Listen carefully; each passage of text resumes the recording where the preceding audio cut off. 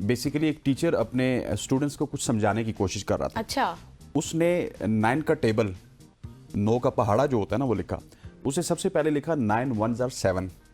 अच्छा। ठीक है, 9 1s are 7 के बाद उसने लिखा 9 2s are 18, फिर 27, फिर 36 और एंड तक उसने ठीक लिखा।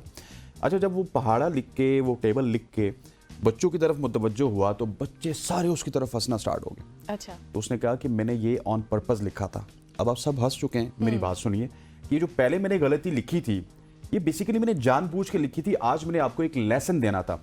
लेसन ये है कि दुनिया आपकी जो 9 अच्छाइयाँ हैं वो बुला देगी कि आपने 9 अच्छे काम किए, बल्कि वो सिर्फ एक गलती की तरफ Exactly. आपकी निशानदेही करेगी। लेकिन सबक ये नहीं था कि दुनिया एक गलती की तरफ निशानदेही करके हंसेगी। उसने कहा कि सबक ये है कि दुनिया इसी तरह से हंसती रहेगी, इसी तरह से आपका मजाक उड़ाती रहेगी, लेकिन आपने आगे बढ़ना है, मेहनत करनी है, अपनी मेहनत नहीं छोड़नी, क्योंकि गलती इंसान ही करता है।